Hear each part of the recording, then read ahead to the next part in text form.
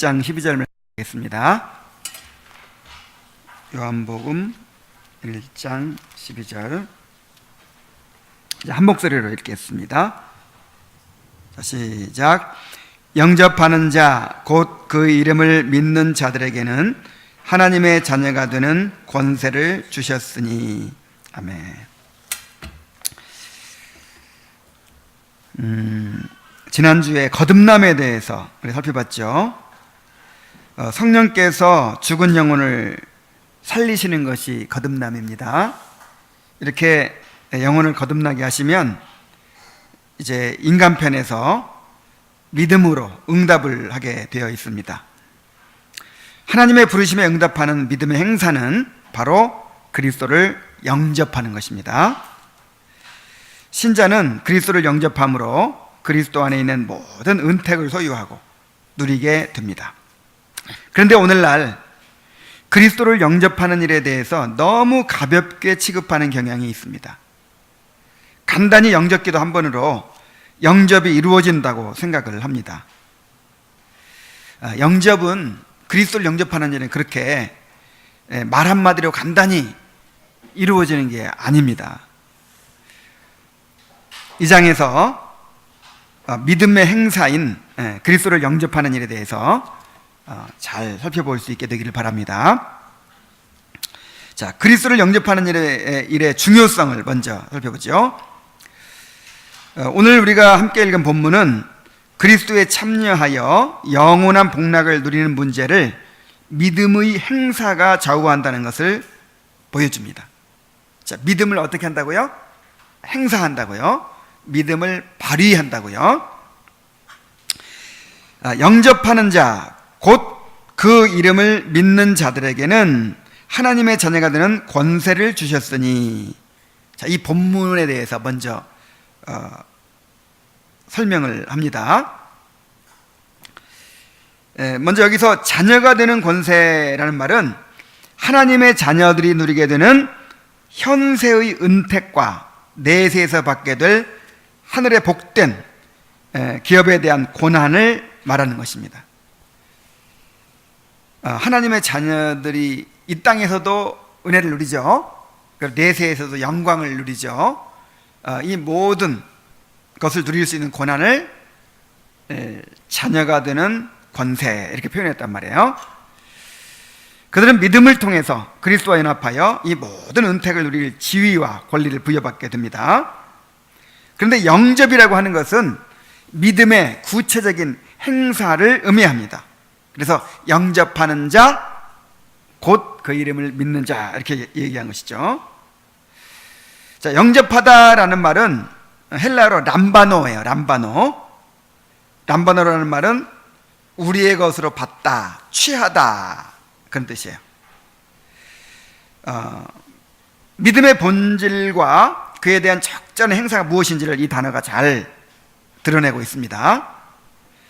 그래서 영접한다는 것은 예수님을 모셔드림으로써 예수님 안에 있는 모든 것을 나의 것으로 받는 거예요. 받아들이는 거예요. 영어로는 receive라고 되어 있을 거예요. receive, 받아들이는 것. 이 믿음의 행사가 우리에게 그리스도의 인격과 그리스도께서 가지신 모든 은택에 참여할 권리를 부여하는 것입니다. 자, 그리스도의 인격에 참여하고 그 다음에 그리스도의 모든 은택에 참여하는 것이죠. 나중에도 나오지만 먼저 뭐에 참여해야 돼요?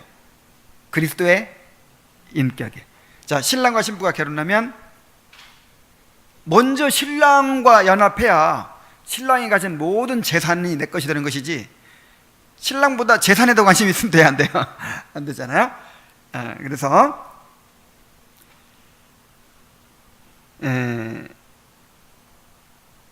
그리스도의 인격과 그리스도께서 가진 모든 은택에 참여할 권리를 부여받게 되는 것입니다. 자, 영접을 통해서 그렇게 된단 말이죠. 그 이름을 믿는 자들에게는 그랬죠.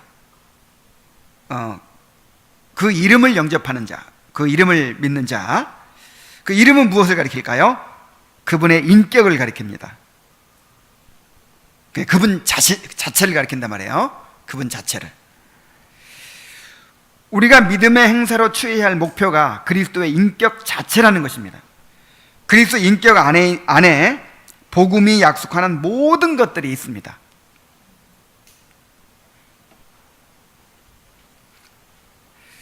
자, 그리스도를 영접하는 일의 중요성을 살펴보죠. 우리는 성경에서 그리스도를 영접하는 것을 나타내는 여러 가지 표현들을 발견합니다. 때로는 그리스도께 나오는 것이라고 말하기도 하고, 때로는 그리스도를 신뢰하는 것, 또 때로는 그리스도에게 머무는 것 등으로 묘사하고 있습니다. 이러한 표현들은 모두가 이 구원받을 만한 믿음의 행사를 가리키고 있습니다. 그리스도를 영접한다는 것은 믿음을 행사하는 것인데, 이것이 구원을 가져온다는 것이죠. 이것이 구원받게 한다는 것이죠. 그러나 그리스도를 영접하는 문제를 매우 가벼이 여기는 사람들이 있습니다. 구원받을 만한 믿음을 가지는 일은 일반적인 찬동이나 수금과는 전적으로 다른 본질을 가지고 있습니다. 그러니까 그냥 복음을 듣고 예수님께서 십자가에 달려 죽으신 것을 인정하고 지적으로 동의하는 거죠. 물론 믿는다고 말하지만 나는 예수님이 십자가에 달려 죽으신 거 믿어요. 예수님이 나의 죄를 위해 십자가에 달려 죽으신 거 믿어요. 자, 이렇게 말하지만 실제로 예수님을 나의 구세주와 주님으로 영접하지는 않는 그런 상태, 이걸 그냥 지적 동의, 지적 찬동이라고 말하거든요. 예를 들어서 여러분, 이순신 장군이 거북선 만들었다는 걸 믿습니까? 믿죠? 자, 이 믿음하고 똑같은 믿음이에요. 우리가 이순신 장군이 거북선 만들었다는 걸 믿고 세종대왕이 실제로 한글 창제했다는 걸 믿지만, 그러나 실제로 세종대왕과는 관계를 맺어요, 안 맺어요? 안 믿잖아요. 이런 식으로 예수님 십자가를 달려 죽으신 거 믿고 하나님의 아들이신 거 믿고 막 하는데, 다 믿는다고 하는데 실제로 예수님께 나를 드리진 않는. 자, 무슨 얘기 아시겠죠? 이걸 뭐라고 한다고요? 지적 찬동이라고 한다고요. 그런데 지적 찬동만으로 구원받는다고 생각하는 사람들이 많이 있단 말이에요. 오늘날 그렇죠. 많은 사람들이 지적 찬동이나 지적 동의, 자, 이런 것만으로 구원받는다고 생각해요. 그러한 것들을 진정한 믿음으로 착각하는 것은 매우 치명적인 실수를 범하는 것입니다. 그래서 아직 예수님을 영접한 상태가 아니에요. 예수님과 관계 맺은 상태가 아니거든요. 근데 믿고 있어요. 그냥 믿고 있다고 착각하는 거예요. 그들은 영혼을 비추시고 지혜롭게 하시며 겸비케 하시는 성령님의 역사 아래 한 번도 들어간 적이 없는 자들일 것입니다.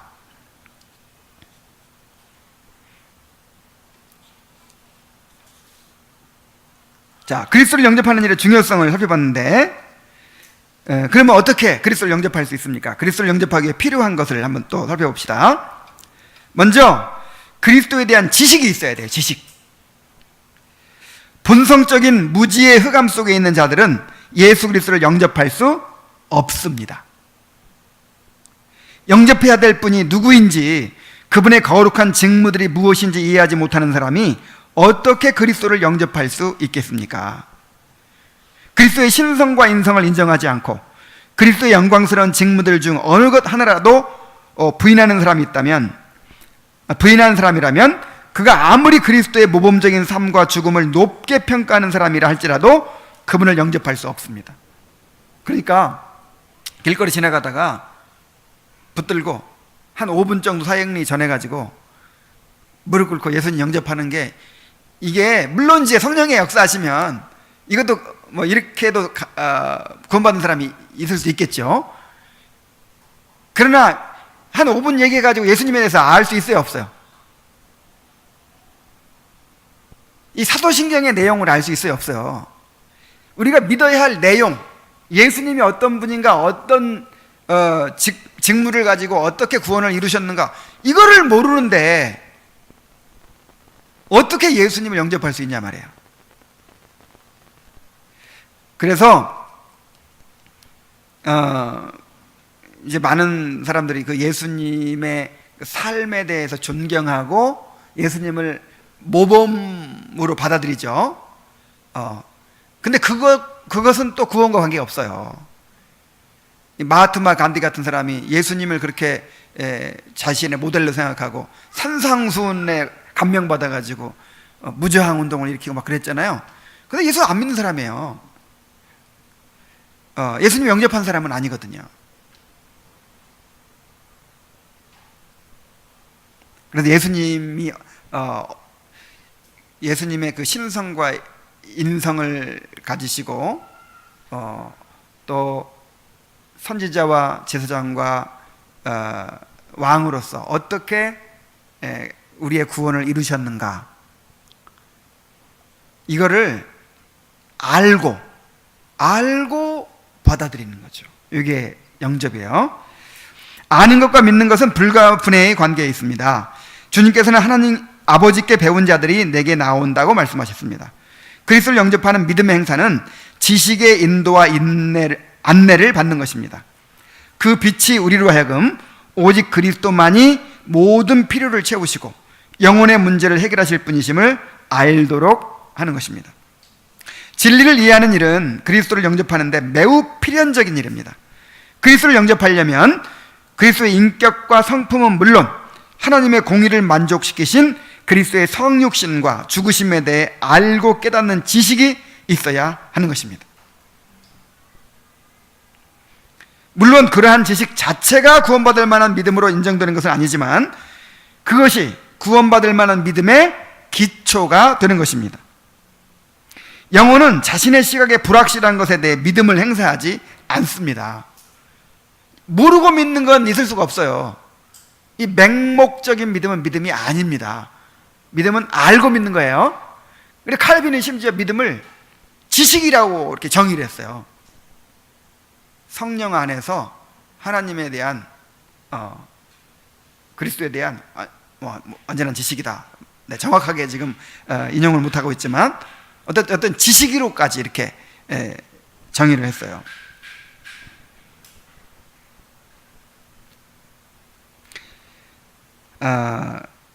믿음을 가지기까지 영혼은 추정과 견해의 단계를 가집니다. 처음에는 이제 추론을 하는 거죠. 추측하는 거죠. 아, 그럴 것이다. 그럴 것 같은데, 막 이렇게 하다가, 그 다음에 이제 그것이 점점 지식이 쌓이면, 아, 그렇구나. 맞아, 이거다. 하고 이렇게 자기의 견해가 되는 거죠. 자, 추정의 단계에 있는 영혼은 여러 반론들을 염두에 둔 채 매우 중립적인 상태를 견지합니다. 그러나 자신의 견해가 형성되는 단계에 이르게 되면 영혼은 보다 기울어진 쪽으로 찬동하는 경향을 가지기 시작합니다. 동의하고, 아, 그렇다고 이렇게 이제 찬동하는 거죠. 그러한 경향이 지속되면 결국 영혼은 확고한 찬동, 즉 믿음의 단계에 도달하게 되는 것입니다. 믿음의 단계에 도달한 지성은 흔들리지 않는 확고한 지각을 가지게 됩니다. 또한 믿음의 단계에 이른 영혼은 원리적 명제에 대한 이해력과 추론의 능력을 가지게 되어 보이지 않는 것에까지 찬동하는 수준으로 나아갑니다. 바로 지성의 승락의 단계입니다. 그러니까 이게 무슨 얘기냐면은 뭔가 좀 알아야 믿음이 생기죠. 뭔가 아는 가운데 성령의 역사에서 믿음이 생기죠. 믿음이 생겨야 또 완전한 지식에 이른단 말이에요. 믿어야 압니다. 그러니까 뭔가 좀 알아야 믿음이 생기고 믿음이 생겨야 또 완전히 알아요. 영혼이 하나님의 신적 진실성을 공식적인 믿음의 대상으로 삼는 단계에 이르게 되는 것입니다. 주님께서는 그 대상을 향한 믿음의 기초 위에 우리의 지적 찬동의 집을 지어야 한다고 말씀하셨습니다. 믿음의 기초 위에 지적 찬동의 집을 지어야 한다. 예를 들어 그리스도의 성육신에 대한 심오한 신비를 믿는 과정이 그러합니다. 그러한 과정을 통하여 영혼의 지성이 그리스도의 놀라운 인격 안에 있는 신성과 인성의 격의적 연합과 그리스도와 신자들 간의 신비로운 연합을 믿는 수준으로까지 나아가게 되는 것입니다. 자, 이 격의적 연합은 그 위격적 연합, 그 말이겠죠. 우리가 가진 본성적 지성의 능력만으로 이러한 것들에 대한 바른 이해를 가질 수가 없습니다. 그러니까 이 지식도 한계가 있는 거죠. 이게 거듭나지 않으면요, 이 믿음, 성령께서 빛을 비춰주지 않으면 이 복음의 진리를 확실하게 깨달을 수가 없어요.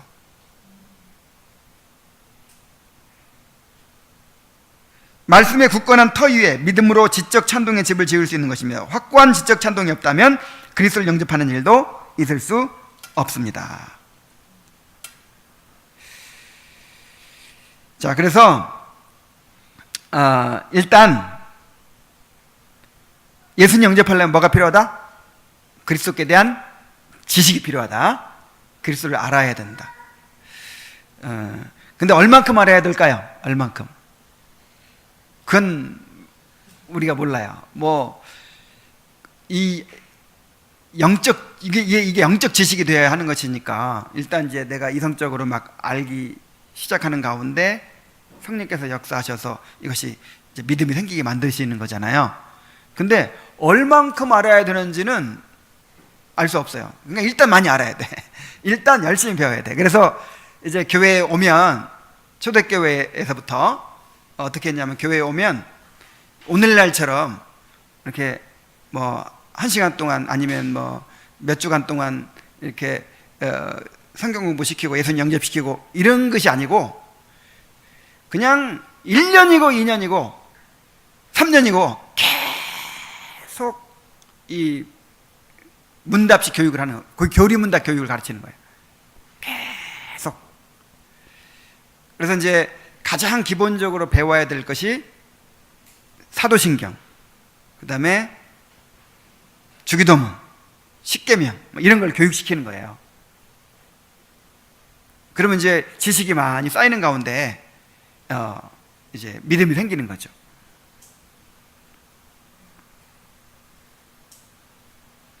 자, 그 다음에 그리스도를 인정하고 평가하는 것, 이제 이걸 신뢰를 말한 것 같아요. 신뢰. 이제 그리스도에 대해서 알았으면 그 다음에 어떻게 해야 돼요? 그분에 대한 이제 신뢰를 해야죠. 신뢰를 가져야죠. 그리스도를 영접한다는 것은 또한 우리의 마음이 그분을 높으신 분으로 인정하고 평가한다는 것을 함축합니다. 그리스도를 우리의 모든 궁핍과 죄와 위험을 치료하는 가장 탁월하고 완전한 처방이시라는 사실을 인정하는 것입니다. 우리는 그러한 신뢰감으로 그리스도를 영접해야 됩니다. 그 탁월한 방식이 하나님의 공의와 영광과 우리들의 선을 모두 만족시키셨습니다. 그것을 인정하는 사람만이 그리스도를 위해 세상의 모든 것을 끊어버릴 수 있을 것입니다. 그렇습니다.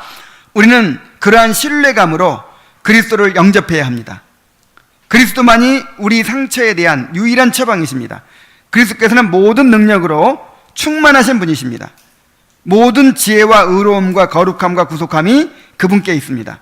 그리스도 이외에 우리의 궁핍과 곤고함과 두려움을 해결해 줄 이가 없습니다.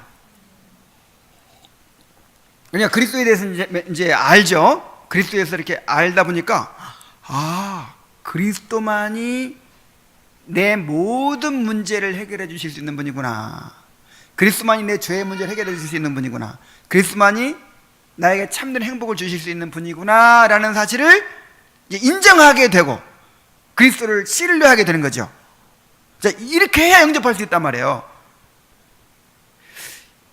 이런 신뢰가 없이 영접하는 거는 그냥 진짜 영접이 아니겠죠. 영접은 나를 완전히 맡기는 거예요. 영접이라고 하는 거는. 프로포즈 해봤어요? 받아봤어요? 자, 나와 결혼해 주시겠습니까? 하고 이제 어떤 남자가 나한테 프로포즈를 하는 거예요. 그러면 내가 그를 받아들이는 게 영접이죠. 근데 모르고 영접할 수 있어요? 이 사람이 직업이 뭔지, 아니면 어떤 사람인지, 알코올 중독자인지, 아니면 뭐 한량인지 알아야 할 거 아니에요, 그죠? 그래서 그 사람에 대해서 일단 알고 나서 또 어떤 걸 가져야 한다고요? 그 사람이 내 인생을 책임져 줄 사람이라는 그런 이제 평가와 인정이 있어야 하는, 그리고 신뢰해야 한다는 거죠. 그래야 받아들일 수 있어요.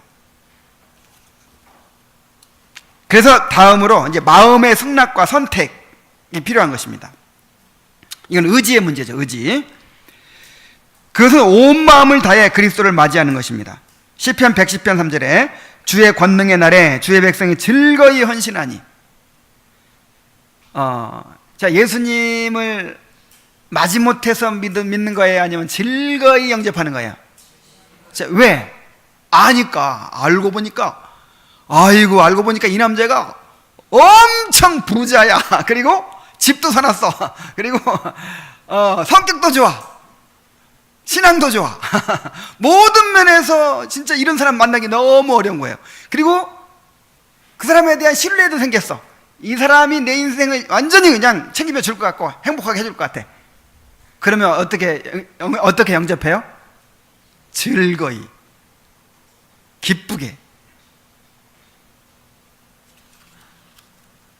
죄인들의 의지를 이처럼 변화시키는 것이 복음이 가진 목적과 의도입니다. 그러니까 하나님은 나를 불쌍히 여겨주소서 하면서 갈망하면서 영접하게 만드시지, 제발 믿는다고 해, 아멘 해, 막 이래가지고 믿게 만드는 하나님이 아니죠.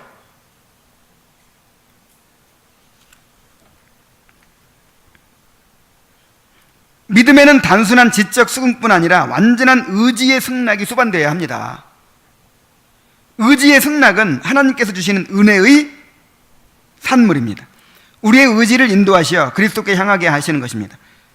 우리의 의지는 하나님께서 이끄시는 합리적인 논증의 인도를 받습니다. 죄로 인해 맞이하게 될 임박한 진노를 피할 소망의 문이 그리스도라는 사실을 알게 하심으로 우리의 의지가 그리스도를 받아들이고 선택하도록 인도하시는 것입니다.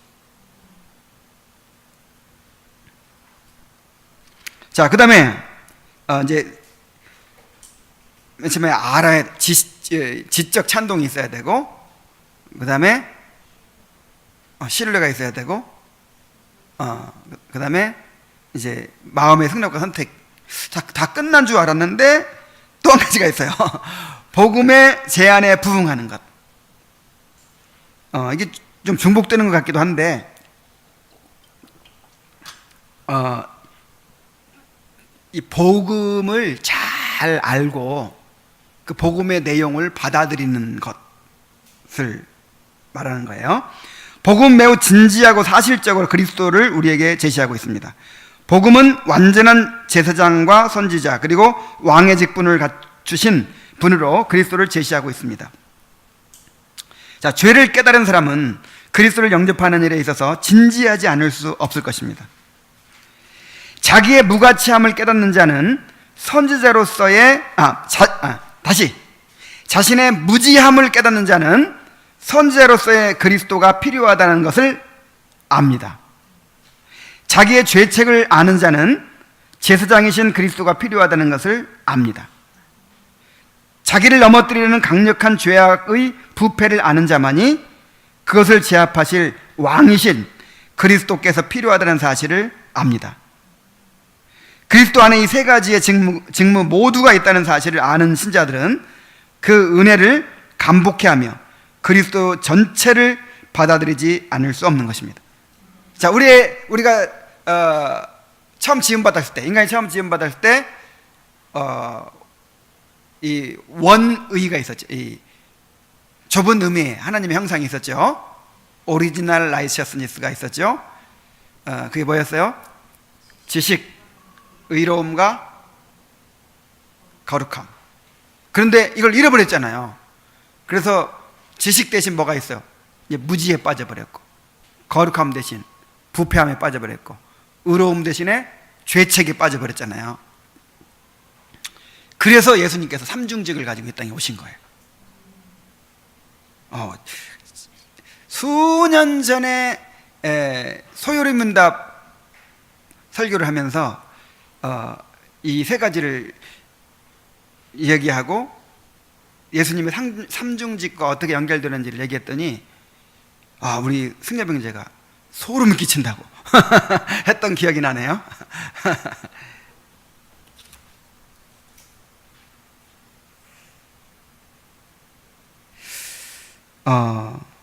그래서 이런 그리스도께서 어떤 직분을 가지고 어떻게 우리의 구원을 이루셨는가, 이거 그 전에 우리가 어떤 곰핍한 상태에 있는가, 얼마나 무지와 어두움 가운데 있고, 얼마나 무서운 죄책 가운데 있고, 얼마나 우리의 부패성에 사로잡혀 있는지, 죄의 노예가 되어 있는지, 이런 상태를 알고 그 다음에 그리스도의 삼중직과 그리스도께 이루신 구속의 그 역사를 알고 이렇게 할 때 그리스도를 받아들이지 않을 수가 없다는 거죠.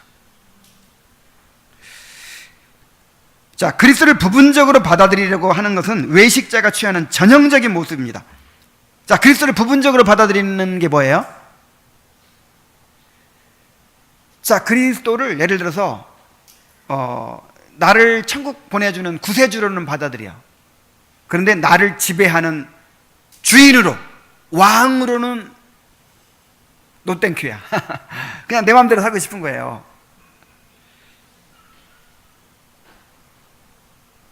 그리스도의 용서는 받아들이면서 그리스도의 다스림은 거부합니다. 그리스도를 주와 선생이라고 부르면서 실질적으로 그리스도가 자신의 삶을 주관하시는 것은 허락하지 않습니다. 이렇게 그리스도를 조각조각 분리해내는 것이야말로 하나님의 지혜와 선하심에 대하여 퍼붓는 가장 큰 모독입니다. 우리는 그리스도 전체를 받아들여야 합니다. 그리스도로 말미암은 구속하심 뿐만 아니라 그리스도께 복종함으로 거룩한 그리스도의 삶을 살아가야 하는 것입니다.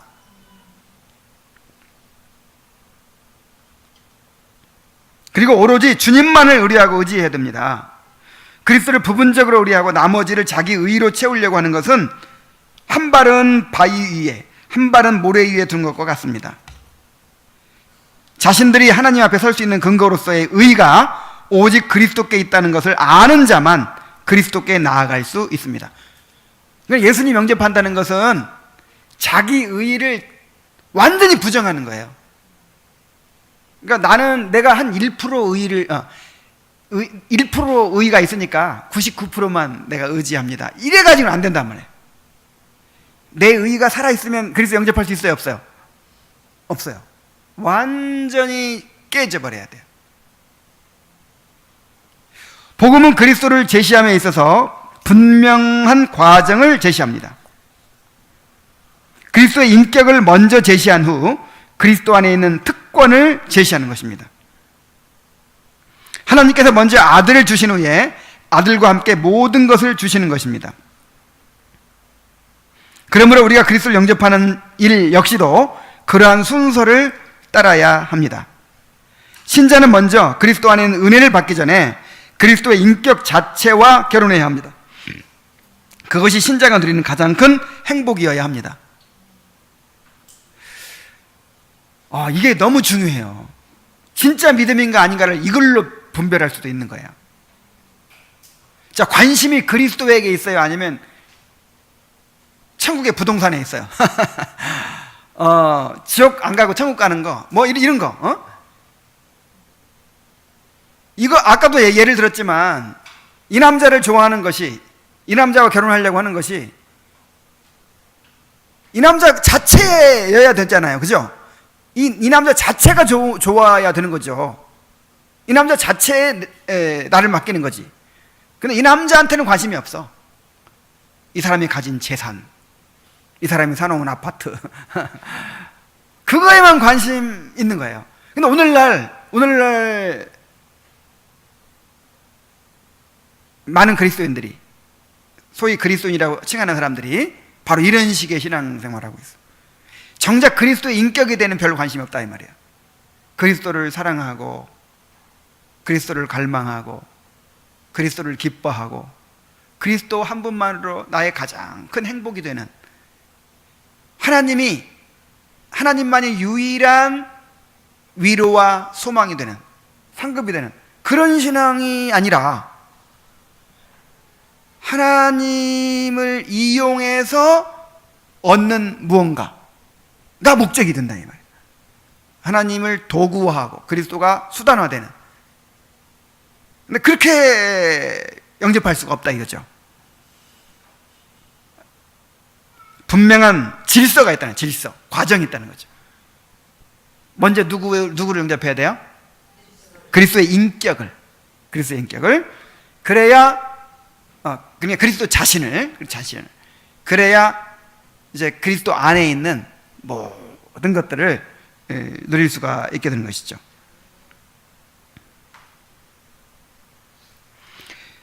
또 그리스도를 영접하는 것에 있어서 가장 깊고 진지한 생각을 해야 됩니다. 한 남자를 나의 일생의 배필로 받아들이는 데 있어서도 생각 없이 받아들일 수 있어요? 갑자기, 별로 그동안에 이 남자에 생각도 안 했는데 갑자기 안서방이라는 사람이 어느 날 나한테 나와 결혼해달라고 한단 말이에요. 그러면 어떻게 해야 돼요? 그래, 이렇게 할 수 있어요? 신문각하게 고민해야지. 내 일생이 달렸는데, 내 인생이 달린 건데 얼마나 고민되겠어요. 그래서 주님께서는 앉아서 계산해 보라고 하셨습니다. 믿음으로 그리스도를 영접하는 일은 숙고한 결과예요. 따져본 결과란 말이에요. 그러한 숙고를 거쳐서 그리스도를 모심으로 자신의 영혼 전체를 걸어야겠다는 결론에 도달하게 되는 것입니다. 그러한 과정 속에서 영혼은 자신을 깊이 부인하고 그리스도의 십자가를 따라야 한다는 것을 알게 됩니다. 그래서 주님께서는 다 미리 주님을 따르기 위해 치러야 할 대가를 다 말씀하셨어요. 나를 따라오려는 자는 자기를 부인하고 십자가를 지고 날마다 제 십자가를 지고 나를 따라야 된다. 자기 부모와 처자와 형제와 자매와 및 자기 목숨까지 미워하지 않으면 나를 따를 수 없다. 또 자기의 모든 소유를 버리지 아니하면 내 제자가 될 수 없다. 그래서 계산해보라고 그랬어요. 계산해보라고. 현재 내 상태가 어떤 상태에 있는가. 그리고 주님께서 약속하신 것이 무엇인가. 주님을 따를 때 내가 얻을 수 있는 것이 어떤 것인가. 그리고 그렇게 주님을 따르기 위해 치러야 할 대가가 무엇인가. 다 계산해보고, 그래, 내가 인생을 걸겠어 하고 인생을 거는 일이 영접이에요. 그러니 아니 5분 만에 예수님 영접한다는 게 말이 돼요?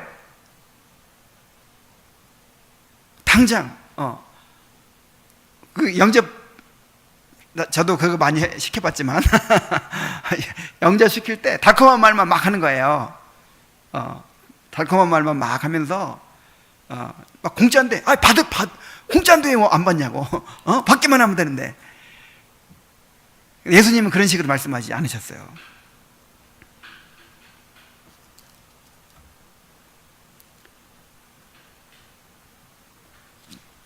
자, 그래서 믿음에 대한 올바른 이해를 우리가 가져야 됩니다. 그리스도를 영접하는 일은 하나님의 자녀가 되어 그의 지위와 권리, 모든 특권과 은택을 누리게 되는 일입니다. 그리스도를 영접하는 것은 구원받을 만한 분명한 믿음의 행사입니다. 구원받을 만한 믿음은 그리스도의 인격과 연합함으로 하나님의 자녀가 되어 하늘의 기업에 대하여 권한을 갖게 하는 효력을 가지고 있습니다. 특권을 누릴 자들은 영접하는 자, 곧 그 이름을 믿는 자들입니다.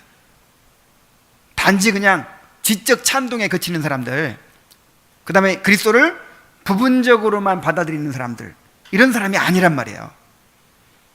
그러한 특권은 거짓된 믿음 따위로는 결코 누릴 수가 없는 것입니다. 믿음을 가진 자들만이 그리스도를 진실로 영접할 수 있습니다. 믿음의 행사니까 일단 믿음이 생겨야 이제 영접할 수 있는 거죠. 믿음은 정도와 성질에 따라서 찬동, 영접, 그리고 확신으로 나누어 생각해 볼 수 있습니다. 믿음에는 찬동이 포함되어 있지만 그러나 찬동 자체만으로는 구원받을 만한 믿음이라고 볼 수가 없습니다. 그러니까 지적 찬동 이 자체는 믿음이 아니에요. 믿음에 포함되는 요소는 돼요. 그러나 그 자체가 믿음은 아니에요. 그리고 확신은 매우 탁월한 신자들 속에서만 발견되는 높은 수준의 믿음의 행사입니다. 이 확신에 대해서도 우리가 항상 잘 정립을 해야 돼요. 확신을 가장 기본적인 거라고 생각하죠, 보통 오늘날. 그래서 맨 먼저 뭐부터 가져요? 확신부터 심어주고 시작해. 근데 사실은 확신은 가장 높은 수준의 믿음의 행사라는 거예요. 탁월한 신자들 속에서만 발견되는 높은 수준의 믿음의 행사라는 거예요. 물론 언제나 같은 정도의 확신을 유지하는 것은 쉬운 일이 아니지만 참된 신자라 해도 특별한 외적 영향으로 인해 확신이 주는 기쁨과 위안을 상실할 때를 맞이할 수 있기 때문입니다. 확신은 가변적인 거라 그랬죠? 확신은 주관적이면서 가변적인 거예요. 그래서 구원받았어도 믿음이 있어도 확신이 없을 수도 있고 약할 수도 있고 강할 수도 있고 충만할 수도 있고 이런 거예요. 그런데 영접은 그리스도 전체를 주로 받아들이는 것입니다. 이것이야말로 참된 신자들이 가질 수 있는 진정한 믿음의 행사인 것입니다. 모든 시대를 막론하고 참된 신자들은 영접의 개념을 진정한 믿음의 진수로 이해했습니다. 그리스도를 영접하는 것이 의롭다 하심을 받고 구원받을 만한 가장 적합한 믿음의 행사라는 사실을 알았던 것입니다. 에베소 3장 17절에서는 그리스도께서 우리의 마음에 거하신다라는 표현으로 영접을 묘사하고 있습니다. 그것은 단순한 찬동으로 이루어질 수 있는 일이 아닙니다. 그리스도를 영접하는 것은 매우 큰 수고를 동반하는 일입니다. 지적 찬동은 피해갈 수 없는 진리 앞에서 이를 동의하고 순복하지 않을 수 없을 때 자연스럽게 얻어질 수 있지만, 영접은 인간이 가진 부패한 본성을 중심 자리에서 전적으로 몰아내고 부인하는 일이 수반되어야 하기 때문입니다. 찬동은 거듭나지 않았어도 가능해요. 논리적으로 그냥 완전히 이해가 되고 빠져나갈 구멍이 없고 완전히 인정할 수밖에 없고 너무 타당하고 그럴 때 그렇구나, 정말 그렇구나 인정할 수 있죠. 그러나 영접은요 어려운 일이에요. 이 사람이 정말 훌륭한 사람이라는 거, 정말 돈 잘 버는 사람이라는 거, 훌륭한 성품을 가진 사람이라는 거, 이거 인정하는 건 쉽죠. 근데 그 사람을 나의 남편으로 받아들이는 건 이건 어려운 일이잖아요. 이거 고민해야 될 문제고 이거 힘든 문제잖아요. 근데 이제 이거는 예수님을 영접하는 건 이보다 더 어려운 것이 뭐냐면 우리 안에 부패한 본성이 있어요. 부패한 본성은 하나님을 거부하죠. 내가 왕 되려고 하는데, 내가 왕으로 살아왔는데, 내가 주인인데 예수님을 이제 모셔드리면 나는 왕좌에서 내려와야 되는 거예요. 이제는 내 마음대로 살아가는 것이 아니라 누구 마음대로 살아가야 돼요? 주님 마음대로 살아가야 돼요. 그러니까 내 본성을 부인하지 않으면 내 부패한 본성을 거슬러서만이 영접할 수 있어요. 이거는 자연적 본성의 노력 가지고는 안 돼요. 성령께서 역사하셔야 돼요. 새 마음을 주셔야 돼요.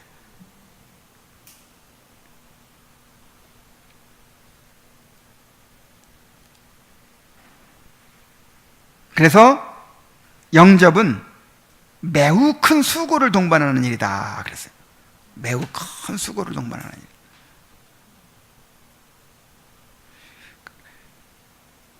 그래서 이제 내 마음 속에서도 수고를 동반하지만 실제로 환경 가운데서도 진짜 예수님을 완전히 나의 왕으로 모시고 살아가려면 힘들어요, 안 힘들어요? 가족들과 부딪히지, 친구들 떨어지지, 그냥 한두 가지 걸리는 게 아니잖아요. 그냥 수고로운 일인 거죠. 자, 믿음의 가치를 마지막으로 보겠어요. 성경은 믿음을 보배롭고 역사하고 하나님께서 하시는 또 경건의 큰 비밀 등으로 높이 말하고 있습니다. 믿음은 질적인 차원에서 다른 은혜들이 가지고 있는 탁월함을 압도합니다. 그리스도를 영접하는 은혜는 은혜 중에 은혜입니다. 믿음은 구원하시는 그리스도를 우러러보는 눈입니다. 광야에서 노뱀을 바라보았던 사람의 눈처럼 믿음은 그리스도로부터 영혼을 치료하는 은택을 끌어내는 통로이자 도구이며 그리스도의 영광스러운 구원의 문을 여는 황금 열쇠인 것입니다. 그리스도를 영접함으로 그리스도 안에 있는 모든 보화를 내 것으로 받아들이는 것이니까 얼마나 놀라운 은혜입니까? 또한 믿음은 그리스도와 연합을 이루는 띠입니다. 영적 생명을 얻는 실질적인 방편이 바로 믿음입니다. 믿음으로 말미암아 그리스도께서 너희 마음에 계시게 하옵시고 그랬어요. 믿음으로 말미암아 그리스도께서 우리 마음에 계시게 되는 거죠. 믿음은 부유한 복락이 영혼에 들어오도록 열려져 있는 문입니다. 그리스도와 연합을 통해 하나님의 특별한 은총을 향해 나아가는 문인 것입니다. 믿음은 그리스도를 배우자적 사랑의 특별한 대상이 되게 합니다. 멋진 말을 했어요. 배우자적 사랑의 특별한 대상. 그리스도의 신부가 된다는 말이죠. 믿음으로 그리스도를 영접하기 전까지는 정죄 아래에 있을 수밖에 없지만 그리스도로 말미암아 믿는 모든 자들은 정죄와 죄책으로부터 의롭다 하심을 받습니다. 믿음으로 하나님의 면전에 흠없는 자로 서게 되는 것입니다. 믿음은 우리를 그리스도와 연합시키고 그리스도의 의의를 우리의 삶에 적용시키는 평안과 기쁨의 씨앗입니다. 그 씨앗의 열매가 바로 구원인 것입니다. 베드로전서 1장 8절 9절에 보면은 예수를 너희가 보지 못하였으나 사랑하는도다. 이제도 보지 못하나 믿고 말할 수 없는 영광스러운 즐거움으로 기뻐하니 믿음의 결국 곧 영혼의 구원을 받음이라. 믿음은 우리의 영적 생명력을 보존해주는 방편이 됩니다. 신자들이 누리는 기쁨과 평안, 소망과 인내가 모두 믿음으로부터 기인하고 있기 때문입니다. 그러니까 믿음이 그리스도를 붙드는 끈이고 어떤 그리스도의 모든 보화가 우리에게 오게만 하는 어떤 통로이고 그리스도를 붙잡는 손이고 막 그런 거예요. 그래서 만약 신자로부터 믿음이 제거된다면 모든 은혜는 한꺼번에 사라지고 말 것입니다. 그러나 우리가 한 가지 알아야 될 것은 믿음은 우리의 공로가 아니라는 것이죠. 교황주의자들이나 알미니안주의자들은 믿음을 가지는 일을 자신들의 공력으로 여깁니다. 자신들의 믿음의 행위 자체를 율법의 성취로 여기실 것이라고 생각하는 것입니다. 그들은 그것을 복음적인 우리의 의라고 말합니다. 일부 개혁신학자들조차도 믿음의 행위 자체가 자신들을 의롭게 한다고 주장합니다. 그것이 하나님의 새 언약의 조건인 것처럼 생각하는 것입니다. 오늘날 이런 사상이 만연되어 있어요. 구약시대에는 하나님께서 율법을 요구하셨다는 거예요. 율법을. 근데 율법을 지킬 수 없으니까 이제 신약시대에는, 새 언약에서는 믿음만을 요구하신다는 거예요. 그래서 우리가 믿으면 그 율법을 지킨 것으로 인정해 주신다는 거죠. 그래서 이제 그 믿음이 이제 우리의 그 공로라고 생각하는 거예요. 그러니까 하나님께서 다 줄 테니까 너희는 믿기만 해라. 하나님이 은혜로 율법 안 지켜도 좋다. 율법을 지켜야만 구원받는 게 아니라 율법을 안 지켜도 구원해 주는 거예요.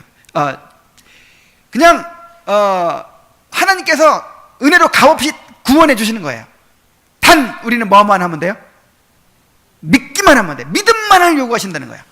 이것이 새 언약의 조건이야. 믿음만을 요구하세요. 이 말이 틀리지 않은 것 같은데 문제는 뭐냐면 내가 이제 한다는 거죠. 내가 믿는다는 거죠. 믿음이 일종의 공로로 여기는 거예요. 그러니까 내가 지금까지 살아오는 동안 내가 잘한 거 아무것도 없는데 예수 믿은 거 그거 한 가지는 내가 잘했어. 이런 말 들어봤어요? 하나님은 우리한테서 아무것도 안 보시고 믿은 거, 그래 너 믿었어, 너 잘했어. 그렇게 이제 우리를 구원해 주신다는 거죠. 자, 이게 무슨 얘기인지 알겠죠? 뭐가 잘못된 거예요?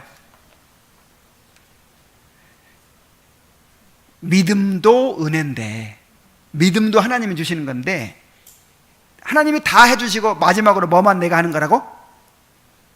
믿음만 내가 하는 거라고 생각하는 거예요. 그래서 오늘날 유행하는 그 믿음은요, 공로적 믿음이에요. 공로적 믿음. 그러니까 나는 믿기만 했다. 내가 한 거는 뭐밖에 없다? 믿은 거밖에 없다. 근데 우리가 생각하는 믿음은요, 공로적 믿음이 아니라 수단적 믿음이에요. 하나님께서 우리한테 구원의 은혜를 주시려고 구원의 은혜를 붙잡을 수 있도록 끈을 줬는데 그게 뭐예요? 믿음이에요. 하나님이 믿음을 주시고 그 믿음으로 붙잡게 하시는 거예요. 그러니까 믿음이 공로가 될 수 있어요, 없어요? 그냥 수단이에요, 수단. 은혜의 수단이에요, 은혜의 수단.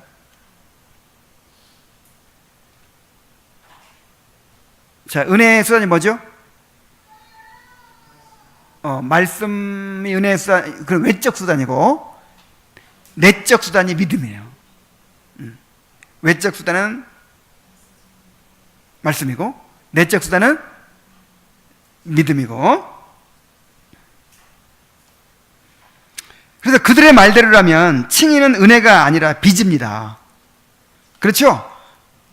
내가 믿으니까 그 믿음의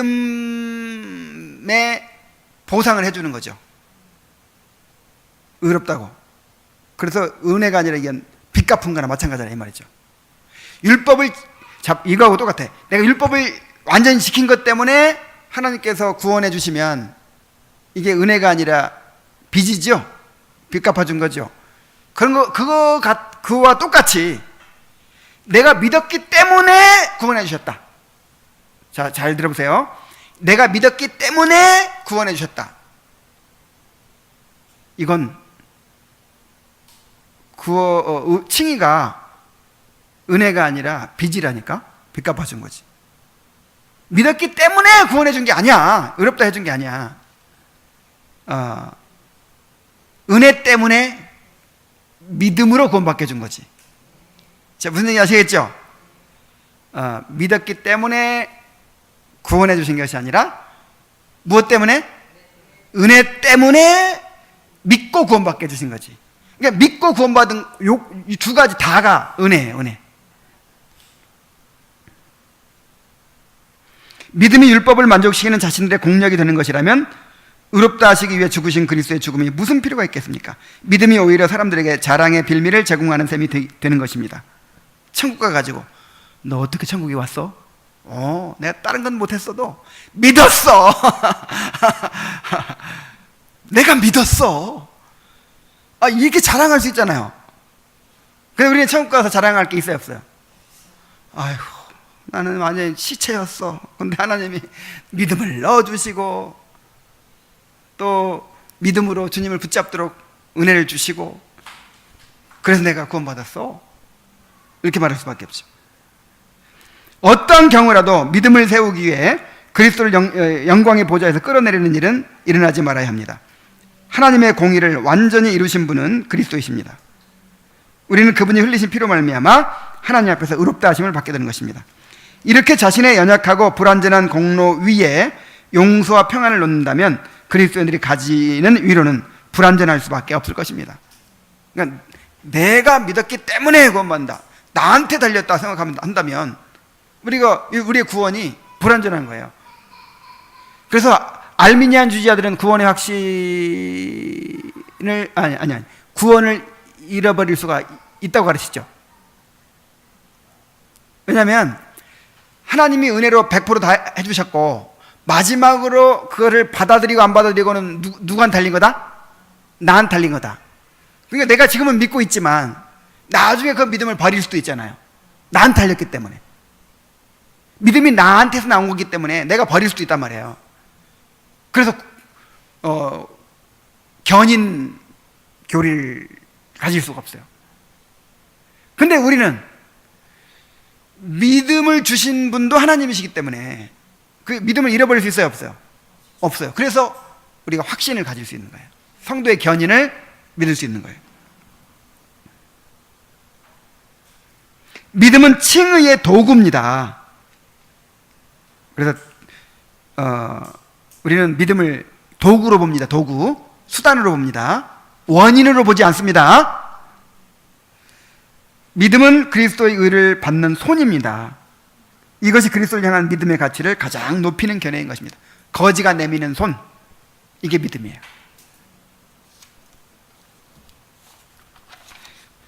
자, 우리에게 그리스도를 믿는 믿음을 주신 것, 그 믿음의 행사로 그리스도를 영접하게 하신 것, 이것이 얼마나 큰 은혜인지를 깨닫고 하나님 앞에 감사하시기 바랍니다. 기도하겠습니다. 하나님 아버지, 그리스도를 영접하는 것은 거듭난 영혼이 하나님께로부터 받은 믿음을 행사하는 일입니다. 아버지 하나님, 그리스도를 영접한다는 것은 사람이 자신의 배우자를 영접하는 것보다 몇천 배, 몇만 배 더 어려운, 정말 인간의 본성으로 행할 수 없는 일입니다. 그런데 우리에게 거듭나게 해주시고 믿음을 주셔서 참으로 그리스도를 영접하여서 그리스도 안에 있는 모든 은택을 우리의 것으로 누리게 해주신 것을 감사드립니다. 아버지 하나님, 참으로 이제 그리스도를 우리의 선지자요 제사장의 왕으로 영접했사오니 이제 날마다 자기를 부인하고 자기 십자가를 지고 그렇게 주님을 따를 수 있도록 인도하여 주옵소서. 이제 그리스도만을 사랑하고 그리스도만을 기뻐하는 그런 삶을 살 수 있도록 인도하여 주옵소서. 예수님의 이름으로 기도하옵나이다. 아멘. 우리 한 10분 동안만